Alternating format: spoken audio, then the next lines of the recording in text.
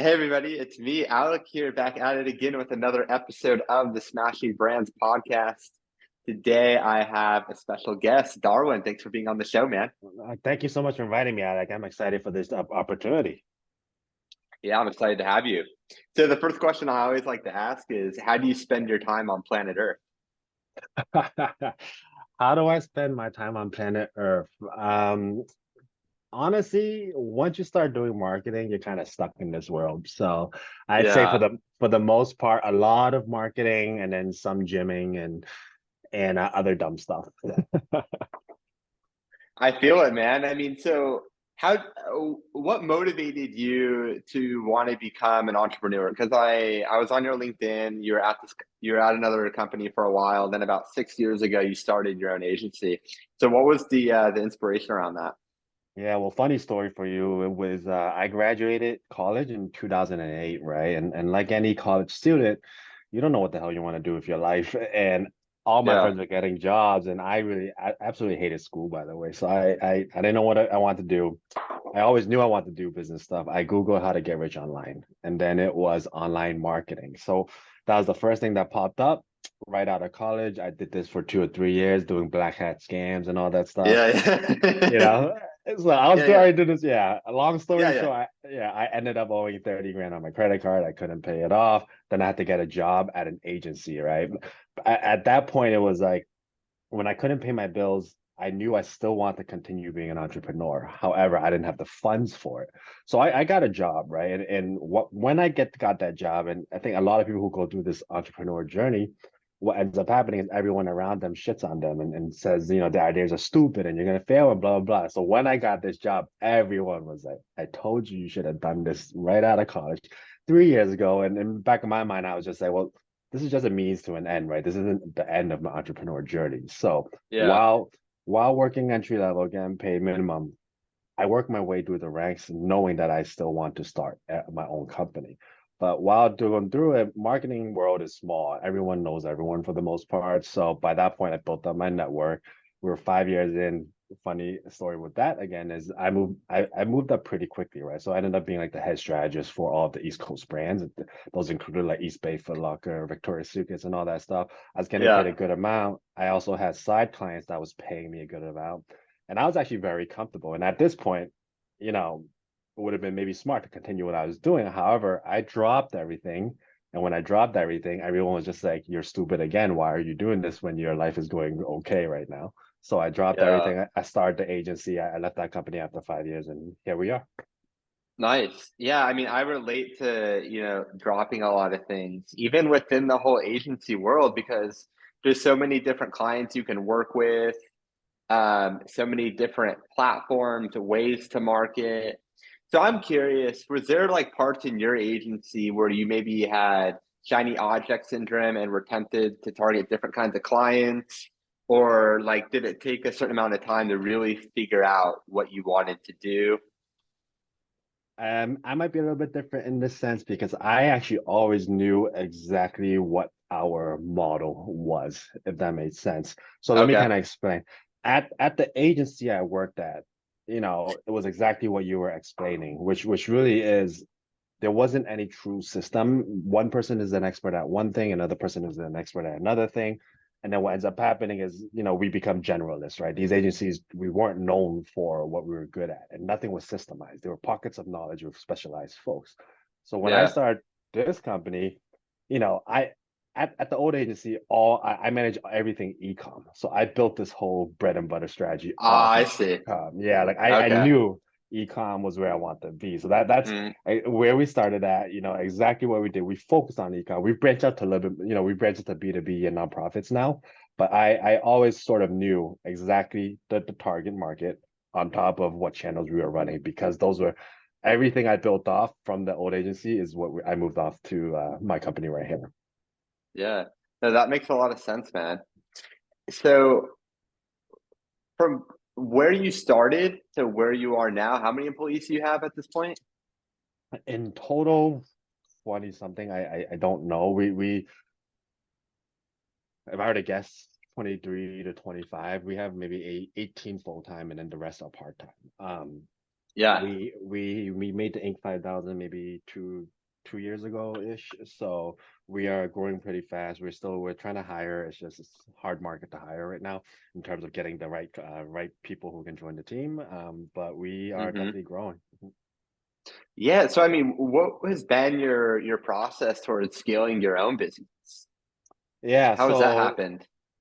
and just FYI, in case you didn't know, and you can bring these up too, Alec, I also have my own brand for dog clothes. It's AmericanBully.com. So I'm also a e-com store owner, in case you had any Uh-huh. questions on Oh, that. cool. But in terms of scaling X agency, did you mean? What was the question again? Do you mind Yeah. repeating that one? Yeah, like scaling the agency, like client acquisition. Yeah. How have you been able to scale your client base to the point where you bring on so many people full time? Yeah, so funny story for you would be this. I when I first started, I moved into a building and we had three people working off of picnic tables. I kind of introduced myself to the folks in the whole building, and there was a web design guy who was upstairs. He had about 10 employees, but he's been doing this for about 15 years, right? And Yeah. as 2 years later, we actually had just about the same, and we had way more revenue. And he Hmm. was just like, "Hey, how'd you guys grow so fast?" And I was just like, "Well, tell me what you're doing," And it really goes back down to sort of the E Myth and the E Myth 2, right? And if anyone has sort of read those two books, they'll understand that any practitioner like us, we do marketing who start off on their own, we have a good amount of referrals that come through. And that is sort of the first folks that I hit. When I left the company, I had a Yeah. good amount of people who I brought through, right? However, once I've exhausted that, it really was okay, how do we grow? And with only three people and me mainly focusing on sales, I only had 24 hours in the day. I still had to manage accounts. I still had to talk to clients. So I only had a very limited time to do sales. So for me, my biggest sort of currency in my eyes, everything I look at is time. How do I maximize this couple hours I had? I built partnerships. I went to partners that basically anything that was in my criteria for mid-enterprise level marketing, I went to all these partners. I went to web design firms. I said, hey, I'll give you a percentage of what we make Yeah. if you bring us business. I went to fractional chief marketing officers. I went to fractional chief operating officers. Anyone who kind of jumps from client to client, I basically Yeah. target those folks so they could bring me warm leads, and I gave them a percentage of anything that we made. Yeah. So what percentage of your would you say your new clients came from those partnerships? I 80% of our sales funnels are different partners. So Huh. we have a bunch of different partners that literally will just keep bringing us leads. And that is our main core sales strategy, which is we are selling to partners first versus doing these cold sales, right? We have different sales channels. So as an example, we have these cold outreach programs. I'm sure you've seen a bunch of those spam emails that come through and reach out. That's a separate channel, right? However, our bread and butter channels are our partnerships. So that is our main focus. Build more partnerships. Yes, we will still do the cold sales. However, if you want to think about it, one cold sale, all the effort that you put into this cold sale is gone. You have to do another cold sale, another cold sale, another cold sale. However, all the effort that you put into your partnerships, that stays. They will continue bringing it over, bring it over, bring it over. So you keep doing that and hit the percentages. Yeah. Yeah. That's really interesting. And that makes a lot of sense because I have a good friend that built his agency in a similar way. And I like the partner idea because not only are they giving you business, but it's warm. It's It's like a warm. warm referral, Yeah, you it's know? easy. It's way easier than this uphill battle with these cold sales. Yeah. So what's kind of the step-by-step process of building a partnership, let's say for X agency? Yeah, so I won't give all the insights, but there's a couple, right? So one is you want to look at who your target, sort of your target partner is, depending on what industry you're in, right? So for Yeah. us, we want to target mid-enterprise levels, so anyone making anywhere from 2 to 10 million in the beginning. We have clients making Yeah. 100 million now, but it was all right. Folks who are in that market, who do e-com, what kind of partners can we get in this group? So a couple of ways that we did it. There are Slack groups for agency owners. So that was one area that we went to look into. We went to Slack group with agency owners. We hit folks who did not do what we did. We hit web design folks, web design agencies, web dev agencies, and PR agencies. Okay, that was the first one. Next one was we looked at, all right, who else can bring us clients? And there are these VC firms and PE firms that back e-com based companies. They buy, they put money in. So, all right, let's get lists of those folks. Let's go reach out to those folks. Let's go call them. Let's go email them. Let's go hit them up. Next up Yeah. was these fractional folks, right? These high level C folks who come into companies, bring in teams, and we identify. So first step is to identify who you need to hit to bring folks in. Then we went out and we basically went and hit these folks. Went to where they were at. We went to the conferences where these guys are at. We basically just started cold outreaching them. But yeah, that's basically the process. Identify the partner, then just hammer them. Yeah, no, that makes a lot of sense. So for you, it was targeting the agencies, but also like fractional CMO companies, Yep. right? Okay. So when you build this partnership, because I haven't made it like throughout all my years selling services. It's something that like I've always had open, but I never really went hard on like getting partners and also keeping them accountable to getting me business. So it's like, what does talking about accountability? Do you do like agreements? Like, what is this like? Is it like a contract, or is Yep. it done over email that says, hey, for every person you send me, we give you this amount? We give them a contract. So we give them either so normally, and we've sort of updated this, right? In the beginning it was 10% of every month for the whole year. However, Mhm. we're basically doing sometimes they kill services, things like that. So what we're doing right now is basically 100% of the first 3 months average that they get. And we pay out after the third month. So if the client stays with us for 3 months, we give them the average of the first 3 months of revenue, and that equates to a lot. I mean, we have partners making 15, 20 grand easy, every couple of months, right? So we're giving them a good amount of money, and that keeps them. That's money for them. On top of that, though, we actually have amazing results, so they refer us. Most companies don't want to. Let's just say you make a partnership with a web dev company. They bring you in and you do absolutely shit job.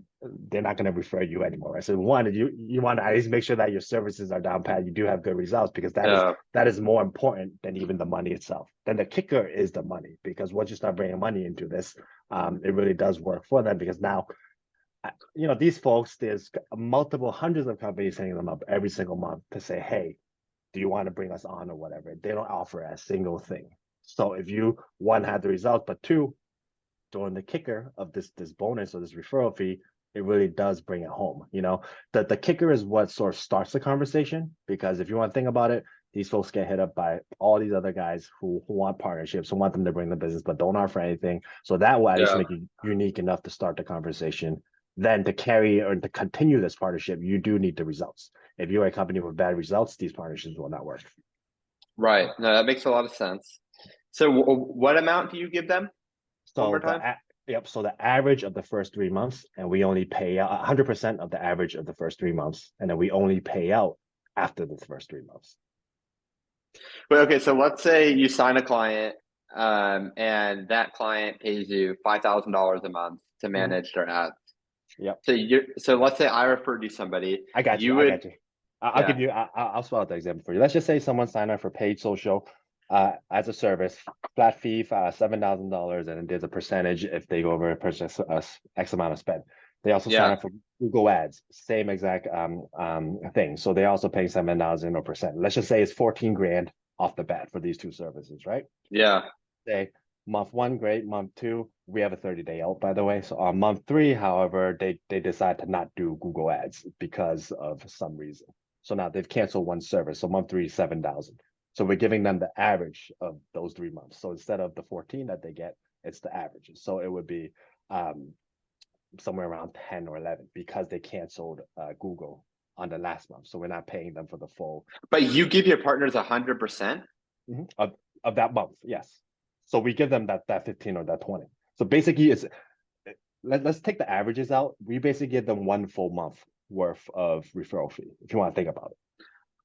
Ah, okay, So in your $5,000 example, they get the first 5,000. The only reason why I'm okay. I'm I'm convoluting it for you is because what if they cancel it on month two or month three? Yeah, Or yeah, yeah, so yeah. so yeah. So if you want to think about it, it's basically 100% of 1 month's worth of retainer.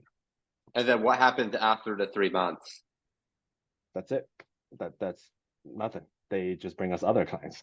That's it. Okay, so let's say they pay you like 5,000. Let's say, um, that web dev company referred you a client and they paid $5,000 a month for the entire year, Mhm. right? So would you give them just that The- 5,000 still?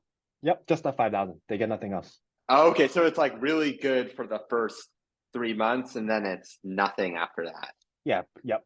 It's really good for Interesting. the first one time. It's a one-time thing. I only have the 3 month averages because they don't always keep every service, if that makes sense. It's a 3 month Yeah. average because one, they need to stay for at least 3 months before they get paid. And two, it's an average because sometimes the services change within the first couple of months.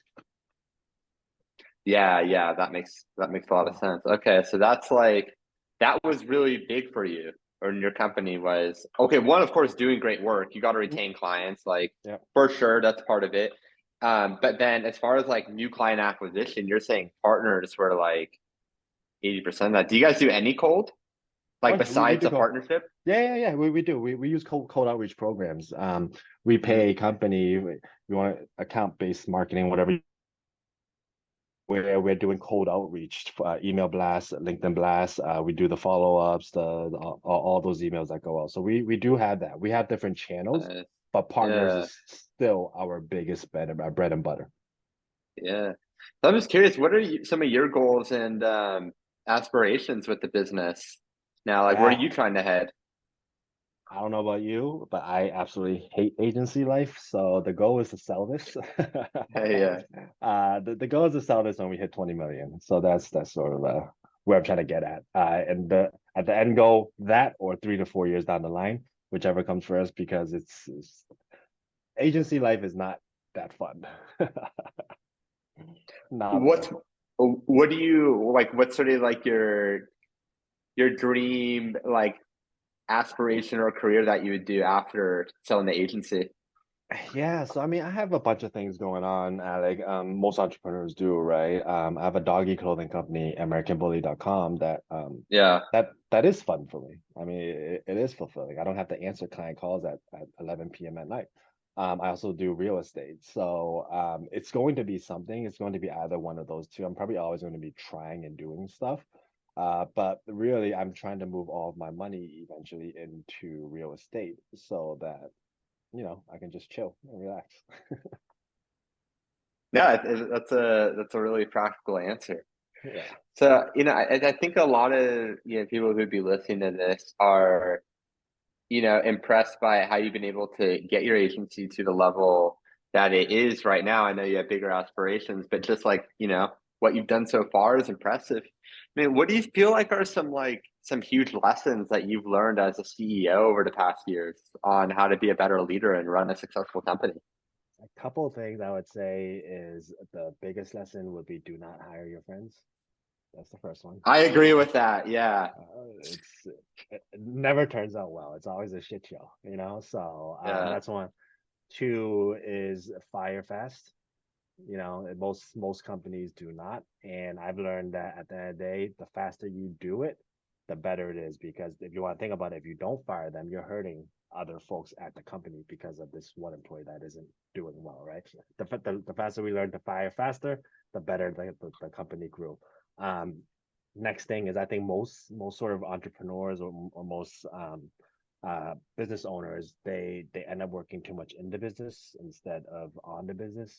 Back to that web design guy, he was still doing a lot of the web design stuff because he loved it, right? And that's great and stuff. But Yeah. sure, be a solopreneur doing web design. That's not the best for growing a company. So understand that there's the business aspect, which takes a totally different hat versus Yeah. your expertise aspect, which is again a different hat, right? Uh, Let me think. What else did I learn that really helped us grow? It's sales, sales, sales, sales, sales. We I literally just blasted the crap out of sales. I knew that at the end of the day, even if our services suck, if we brought in more clients through the door faster than clients left, then that's all that matters. So, and then really lastly, it is having correct KPIs. I think when I first started, it was kind of fuzzy, like, oh, hey, I want to get rich. nowadays, for the company growth is all right. Well, this year we want to hit this much revenue, and then you start from the back to get to this many revenue. What do we have to do this year? We have to get this many clientele at this many, um, at this much revenue. Okay, what is our conversion rates now for the people who reach out to? It's this. Okay, this is how many new people we have to reach out to this year every single month to get these numbers. So let's hone it down. So it really is numbers, numbers, numbers, sales, sales, sales. Yeah, no, that makes a lot of sense. Is there anything that like you do within like the let's say the marketing or e-commerce community in Boston specifically? No, I haven't gone to these. I mean, I used to go a lot back in the day. Now I just don't have the time to. But there's a bunch Hmm. of good ones around. I just Trellis State, they host a bunch of good e-commerce conferences in Boston. I think once a quarter or something like that. They're good to look into. But in terms of going to conferences, I don't go to these too much because you can't do businesses there. Sorry, you can't do business there. So there's two, I guess, reasons to go to a conference, right? A lot of these ETLEs and ETLs and all these Shopify ones, they're all marketers there. There's competing agencies. It's like there really is no point going there. And if you're going there to learn, I'm sorry, there's google.com. You can learn that way faster on Google. So, Yeah. if you're asking about conferences that we do go to, a the ones that we do normally go to, and I don't, but the team does, would be things like a fashion conference or a jewelry conference, where these are all just people in that industry that we sell to. And we go there, we talk to these folks where there aren't many marketers. These are folks who run jewelry stores. These are folks who run Yeah. whatever, and we go to those. So like, if you ask me about like the HubSpot ones and stuff, when I was a kid, I used to go. When I was younger, I used to go to these, but I really don't Yeah. do marketing conferences much anymore. Yeah, that makes a lot of sense because if you go to a marketing conference, you're just gonna meet a bunch of other marketers, Yeah, right? exactly, and bigger ones too. At that Yeah. thing, it's like all these huge agencies there. You're not gonna get any traction at all. So what's the point of it? Yeah. So if you were to design like the perfect event or conference that you would attend, what would that look like? These would a couple of things. There's a couple of partnerships that we go to that I would urge your listeners to go to. So partner conferences and also vendor conferences, right? So if your industry is B2B, or let's just say your industry is jewelry or whatever it is, find sorry, if your marketing industry is jewelry, find jewelry conferences to go to. If you Yeah. market to banks, find banking conferences to go to, or for Yeah. partners, we look for, a C-suite exec marketing conferences that they go to. We look for high level partnership conferences. We look for VC conferences that we can go to. Yeah. So we can go there and speak to the VCs. So we look for things that we can actually sell to. Now, at the end of the day, it really is we have a contrarian point of view. And so that's sort of how I like to think. And at the end of the day, that's what I've pushed this to X agency as well, which really is if everyone is doing the same thing, you're going to be average. You can do the same thing as everyone, but you're going to be in the noise. You're going to get the same kind of results. So we try to figure out what everyone else is doing, aka going to these marketing conferences, and then doing something different that people aren't doing, aka going to vendor slash partner conferences instead, right? So that's sort of a big value that we have, which is do things differently. That's how we do marketing too. Yeah. What do you think the core things have been from a business standpoint that have allowed you guys to really stand out and be different? Because there's a million agencies that do what you guys have done, but you've broken through the ice. So what do you give that to? Yeah, and I kind of try to boil it down to one thing. So we have killer results, by the way, Alec, and I'm not even trying to talk about ourselves right I now. see them on your So screen. yeah, but but a quick other story would be my COO Rachel was a client, was a director for a client of ours. When I pitched her, I was like, hey, just looking at your program right now, I can double your revenue within the first 2 months without increasing your spend. Okay. She was just like, you're full of shit or whatever. If you can do that, why can't no one else? So why couldn't our agency do it? Right. So we went in within the first 2 months, we doubled their revenue. And then she was just like, wow, I don't know what you guys are doing, but can I join and kind of learn what you guys are doing? So she did join, and I sort of tell you the differences on how we do it versus the other agency folks. But I'd say our typical client on average grows about 30% in revenue in the first couple of months without us increasing spend. And that usually never happens for most agencies. They try to Yeah. scale a client. What do? You just jack up your bids, and then your ROAS drops, and now you're done, right? So what do we Yeah. do different? I'll quickly tell you. Again, this all boils down to our core value, which is time, right? While other folks are testing stuff for creatives and they're A/B testing a headline that at the end of the day, great, you can improve that ad group or that one thing that you're doing, maybe 5%. And then what, you're running another small test for another 5% or another 5%. That does absolutely nothing for you. So on our side, right, I call it sort of hacking or understanding the algorithms, and we test the algorithms so that and we do this across multiple clients. And when we test the algorithm, we find something that works, we push this across all clients. So our tests have meaningful impact. So I'll give you some Mm-hmm. examples, right? Um, Example would be this. Back in the day when Google started running, they had recommended settings for letting them optimize your bids during the whole day, right?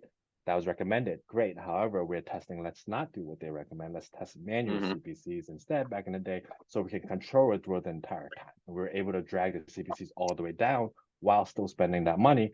And what did that do? This is the tactic that we use for my CEO's company. We dropped their CPCs in half while hitting still the same targeting, which essentially doubled their clicks, which essentially almost doubled their revenue, right? Right. Same Mm-hmm. as same as now, right? With the age of automated bidding, and all we're doing is setting T ROASs, right? So how do you hack that? I'll give you a perfect example. Let me try to paint a scenario. Most companies, let's just use Facebook as sort of the example here. Most companies, if they were to use Facebook, they would, let's just say, target one audience, and in this case, Advantage Plus audience. Uh, and what ends up happening is the client comes and goes, "Hey man, we need to increase our revenue this quarter for blah blah blah." And you're like, okay, cool, man. Let me go increase my budgets. And then guess what? Your ROAS drops, your CPCs increase. Sure, you get some incremental revenue, but you didn't do anything that was spectacular. You didn't double their revenue while increasing ROAS, right? So what do we do? The hack for Facebook, if you kind of want to try this out yourself, is take that same campaign. You don't have to change the audience at all. You just cut it in half across two campaigns. Your CPCs drop because CPCs are controlled by budget in Facebook, and you basically just double your clicks. So try that. That is a pro tip that we use internally. Ooh. Okay. So I have a question. So let's say I'm running one ad right now. It's at, let's say, $100 a day. So you're Mhm. saying just duplicate the ad set and have both ad sets running at 50 a day? Yep, exactly. So, and I'll tell you why that works. So go back to your example. You have one ad, let's just say that one ad set at $100 a day. Let's just say your ROAS, your return on that ad set is a 2x. Example painted, right? Yeah. Let's just say your client came to you and said, "Hey, we need to make this more efficient. We need this to be a 3 ROAS." What do? You just cut the budgets. If you cut the budgets on that, your ROAS increases, your Yeah. Yeah. revenue, Okay. Oh. okay? So you picture that, right? Your revenue decreases because now, and your CPCs dropped, right? So you You just drop, double it. So you get the benefit. yes, Okay, yes, you get the benefit of spending at half as much, but you spend the same amount because it's divided exactly, into two. exactly. You basically, so when CPCs are Uh, controlled by budget on Facebook, so all you did was you basically hack the algorithm and cut your CPCs without Facebook jacking it up for you in one ad uh, set. So that's what we do, So and we have a bunch more of those things that we do. These is, interesting. yeah, and these are all tests that we ran, right? And they do work, and we call these hacks because it's not what a normal person would actually want to do. No one actually would double.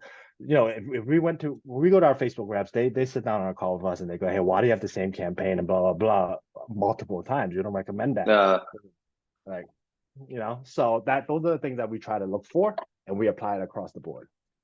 yeah, no, that's awesome. I'm sure there's tons of other tweaks and things that can be made. So I have one last question for you, Darwin, which is going to be this one's kind of deep. All right. So let's say it's the end of your life, you're on your deathbed, and you get to leave the world with three truths, three things that you know to be true about the world around you.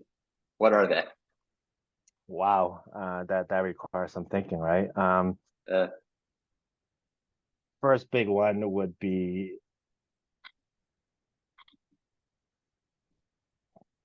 give me what are yours first, and then Oh, let me what are think. Yeah, mine? yeah. What are yours? You tell me Okay, yours. nobody's asked me that. Okay.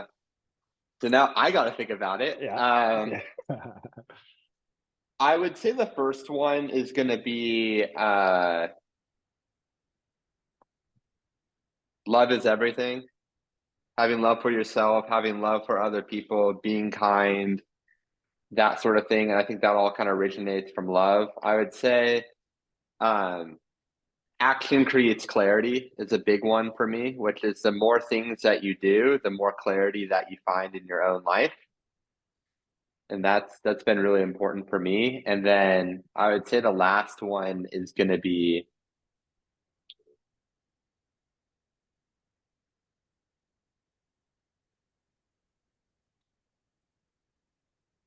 probably like lean on a higher power, like prioritize having a relationship either spiritually or with God or something like that, But yeah, because I've been that's a actually, spiritual yeah. path. Mhm. Yeah, I've been actually trying to do that for myself more too, you know. And as a kid, you don't think you think you're an atheist, you don't need God or anything. But as you get older, you're like, hey, you do need the higher power to ground you, right? So I agree with you on a bunch Yeah. of them. I had two off the top of my head that I can get off of. One really would be it's most people start companies for money, which is cool, which is great. However, that does not continue your entrepreneur journey because once things get hard, money is not enough to keep you going. So Yeah. I would say helping others is a better goal, I would say, or having a higher calling is the only thing that will keep you continuing your business because to continue running, there's no business. I mean, there's certainly businesses that do amazingly well when they first start, right? But majority of business will hit roadblocks. They will hit these things that are Yeah. super hard. And to actually get through this, you have to be irrational. And to be irrational, you need a rational, you need a higher calling. Without that, you're gonna make a Yeah. rational decision of quitting. So having that higher Right. calling, not just getting a Lambo or Ferrari, right? That's the first one. Two Yeah. is I would say your viewpoint on life, right? It's sort of it really there are no truths, I think, for the most part. Everyone has their own truth, right? There's Democrats and there's Republicans, and they're all looking at the same exact freaking thing totally differently. So Yeah. um, I would say change your viewpoint, and you will really see, you know, you will have opportunities. And maybe a good example would be a lot of I go to my brothers and sisters with these crazy ideas, and they'll say, no, that's not possible. This isn't possible. That isn't possible. But if you actually saw something that's possible, then maybe you'll start doing it. So change the way you look at the world. Um, on top of that, lastly, really would be continue learning.